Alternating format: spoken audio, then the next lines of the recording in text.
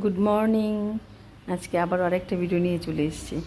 এই যে দেখো, সব কাজের ফাঁকেও আমি একটু নিজের যত্ন করে নিই। ঠাকুর বলেছেন শরীর মন নিজের হাতে, যেমনি রাখবি তেমনি থাকে।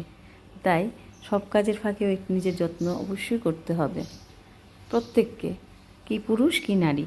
তাই আমিও আমার মতো করে একটু করে নিই। যে তোমরা অনেকেই আমাকে জানতে চেয়েছিলে, যেহেতু আমার পার্লার আছে, তা আমি কি কি ইউজ করি। আমি বিশেষ করে হার্বালটা খুব পছন্দ করি। তাই আমার কাছে হার্বালের মধ্যে বহু পুরনো একটা কোম্পানি, সেটা হলো আকাঙ্ক্ষা। তাই আকাঙ্ক্ষার সব প্রোডাক্টগুলি আমি ইউজ করি।